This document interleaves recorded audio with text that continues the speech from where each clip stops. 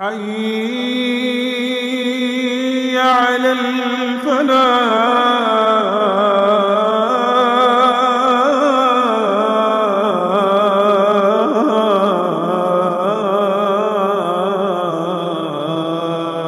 Bismillahirrahmanirrahim. Assalamualaikum warahmatullahi wabarakatuh. Alhamdulillahilladzi 'allamanal Qur'an. Allahumma shalli wa sallim wa barik ala man uhyal Qur'an. Sahabat-sahabat pecinta Al-Qur'an, semoga Allah Subhanahu wa taala merahmati kita semua. Begitu bahagianya sekali ketika hidup berada dalam penjagaan Allah Subhanahu wa taala, ketika hidup dibersamai oleh Allah, ketika hidup dilindungi oleh Allah, ketika hidup dijaga oleh Allah Subhanahu wa taala. Tidak akan ada pengaruh, tidak akan ada ketakutan, tidak akan ada kekhawatiran, karena dia berada di bawah backing, berada di bawah naungan Allah Rabb, Tuhan semesta. Apa bentuk penjagaan Allah Subhanahu wa taala kepada hamba-hambanya yang memang dijaga oleh Allah? Paling tidak, bentuk penjagaan Allah Subhanahu wa taala kepada kita adalah kita dijaga oleh para malaikat-malaikat yang Allah kirim kepada kita untuk melindungi kita dimanapun kita berada, kapanpun kita berada. Lahu mu'aqibatun min baini yadayhi wa min khalfihi yahfadunahu min amrillah. Quran surat Ar-Ra'd ayat 11. Allah Subhanahu wa taala mengirimkan malaikat untuk menjaga kita 24 jam nonstop, di depan kita, di belakang kita, di samping kanan kita, di samping kiri kita. Mereka menjaga kita atas perintah Allah Subhanahu wa taala.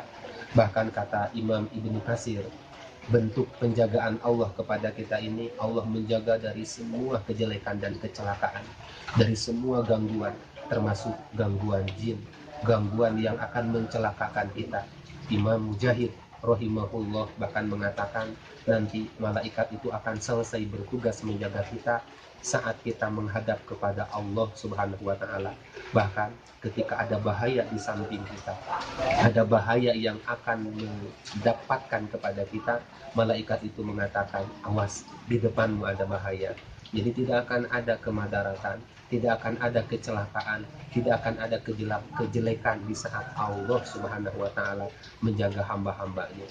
Yang kedua, bentuk penjagaan Allah Subhanahu wa taala kepada hamba-hambanya yang patut untuk dijaga adalah Allah Subhanahu wa taala akan jaga dia di saat dia lemah. Allah akan jaga di saat dia tua. Imam Ibnu Rajab Al-Hambali rahimahullah, beliau menceritakan tentang kisah dulu ada orang-orang soleh yang usianya di atas 100 tahun, namun Masya Allah diberikan kekuatan yang luar biasa, masih bisa sanggup berjalan ke masjid walaupun jauh dari rumahnya. Kadang ada anak soleh, orang soleh yang dia di atas usia 100 tahun itu bisa meloncat dengan loncatan tinggi. Jadi ketika ditanya apa yang menyebabkan kekuatan itu tidak berkurang sedikit pun, mereka mengatakan hafidna Allah, mereka menjaga, kami menjaga di saat kami muda daripada hal-hal yang dilarang oleh Allah Subhanahu wa taala. Fahafidna Allahu alaina minal kibr, dan Allah Subhanahu wa taala sekarang menjaga kami di saat kami sudah tua. Jadi di saat mereka muda menjaga Allah dengan menjaga batasan-batasan Allah, menjaga larangan-larangan Allah, semua hadihil jawari, semua anggota badannya dia jaga daripada hal-hal yang bisa berpotensi maksiat, bisa menjaga hal-hal yang bisa berpotensi daripada dosa, sehingga di saat tua, di saat lemah, Allah jaga kesehatannya, Allah jaga kelemahannya. Itulah bentuk penjagaan Allah Subhanahu wa taala. Yang ketiga, bentuk penjagaan Allah Subhanahu wa taala kepada orang-orang yang patut untuk dijaga atas kehendaknya adalah Allah jaga semua anak dan keturunannya. Saudara-saudara yang dirahmati Allah, pernahkah kita mentadaburi tentang kisah di dalam Quran surat Al-Kahfi itu? Ada dua anak yatim yang kehilangan orang tuanya, dijaga oleh Allah Subhanahu wa taala hartanya, dijaga oleh Allah Subhanahu wa taala masa depan anaknya. Tahukah rahasianya? Wa kana abuhuma sholihan, karena kedua orang tuanya adalah orang-orang yang soleh. Bahkan Sa'id bin Musayyab pernah mengatakan, la azidanna fi sholat, saya tambah rakaat sholat, saya tambah jumlah sholat, saya tambah jumlah bilangan sholat, artinya dia sering melaksanakan sholat-sholat sunnah. Untuk apa? Supaya Allah menjaga anak-anakku. Jadi bagaimana pengaruh kesolehan orang tua terhadap anak-anak yang ditinggalkannya. Jadi orang yang dijaga oleh Allah Subhanahu wa Ta'ala bukan hanya dijaga daripada kecelakaan, bukan hanya dijaga dari kejelekan, tapi Allah jaga semuanya. Yang menjaga siapa?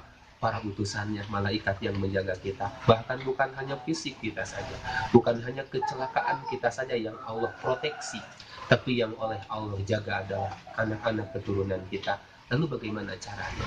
Ada satu wasiat dari Rasulullah Shallallahu Alaihi Wasallam, ihfadillah yahfadka. Kalau kalian ingin dijaga oleh Allah Subhanahu Wa Taala, maka jaga Allah. Apa yang dimaksud dengan jaga Allah?